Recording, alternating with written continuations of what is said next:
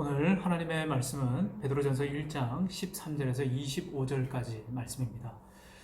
베드로전서의 주제는요, 초대교회 가운데 일어났던 여러 가지 박해, 특별히 로마 시대의 네로 황제에 의해서 교회를 향한 박해가 극심해진 그 시대에 베드로가 이 편지를 써서 고난당하고 있는 교회와 성도들을 위로하려고 하는 그런 목적이 있었습니다. 그래서 이 베드로전서에서 보면 나그네라고 하는 그 표현이 드러납니다. 그리스도인의 정체성에 관한 그런 아주 함축적인 은유라고 할 수가 있는데요. 이 땅에서의 삶이 영원한 삶이 아니라 이 땅의 우리의 삶은 장막과 같은 삶이다. 그러니 이 땅에 썩어질 것을 바라보고 사는 것이 아니라 영원히 썩지 아니할 하늘의 그 천상을 향하여 천국의 소망을 두고 나아가는 길을 떠나는 나그네와 같다라고 하면서 성도들을 향하여 소망을 가지라고 권면하고 있는 그런 위로의 책이라고 할 수가 있죠. 그리스도께서 우리를 향해서 대속하신 그 은혜와 사랑을 기억하라고 그렇게 또 이야기합니다. 그러면서 베드로 전서에서 나오는 아주 특징적인 좋은 그 구절이 뭐냐면 서로 사랑할 것을 권면하고 있습니다. 서로 선한 행실을 통하여 예수 그리스도 그분을 증거하고 복음을 나타내는 그런 삶.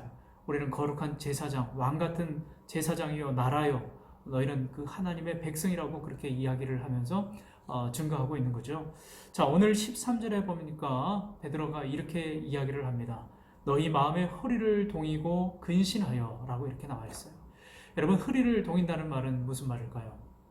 옛날에 옷이 굉장히 펑퍼짐하고 그렇게 일을 하기에 좋지 않은 그런 옷이었어요. 넉넉한 그런 옷이었는데 허리를 줄로 질끈 이제 붙잡아 매서 일을 하기 쉬운 그런 옷차림 매무새를 가다듬으라. 그러니까 근신하여 종의 모습으로 부지런하게 좌우를 살피면서 하나님의 복음을 증거할 수 있는 사람으로 서라라고 이야기를 하는 거죠. 앞에 내용과는 이제 그리스도인의 어떤 윤리적인 실천면으로 이렇게 지금 나아가고 있는 겁니다. 그러면서 종의 모습으로 일할 자의 모습을 나타내면서 예수 그리스도를 뵙게 될 때 그 은혜를 사모하라라고 그렇게 권면하고 있습니다.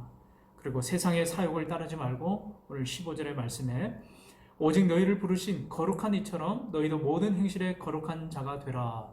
여기서 중심되는 단어는 바로 거룩이죠. 하나님의 최고의 성품이 바로 이 거룩입니다. 하나님이 거룩하시니 그 다음에 하나님께서 레위기에 우리에게 뭐라고 말씀하셨어요?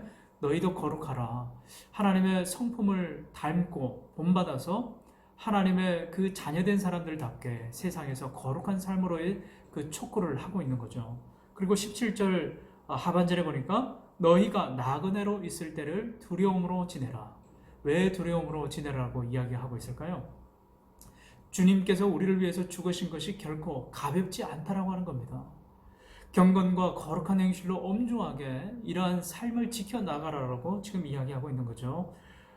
예수 그리스도께서 우리를 위해서 속량하신 그 대속의 은혜, 그 삶, 그 죽음이 결코 헛되지 않게, 결코 가볍지 않게 우리가 이것을 가슴에 생기고 품고 생각하면서 그렇게 거룩한 삶으로 살아나가라 라고 베드로 사도가 이야기를 하는 거죠.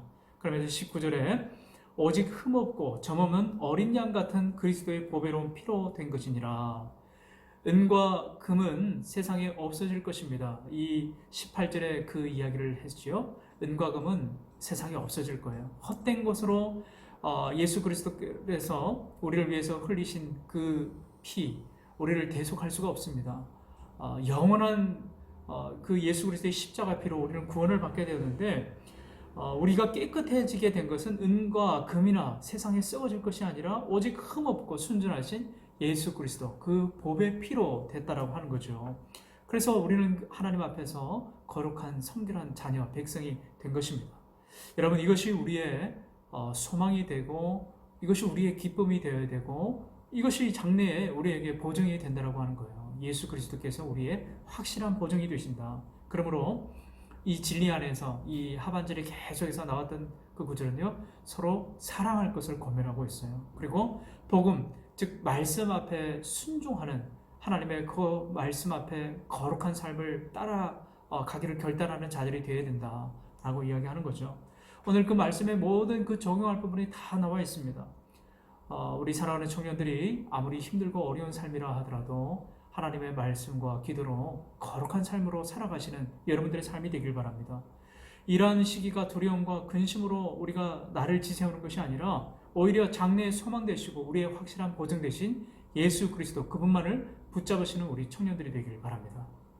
고난과 위기와 이 어려움 속에서도 신앙을 포기하거나 저버리거나 머뭇거리는 신앙이 아니라 오히려 어떻게 해야 돼요? 더욱 담대하게 이 복음의 진리 앞에서 예수 그리스도를 증거하는 삶으로 하나님 살아가겠습니다. 그렇게 결단하시는 우리 모든 사랑하는 청년들이 되시길 주님의 이름으로 축원합니다.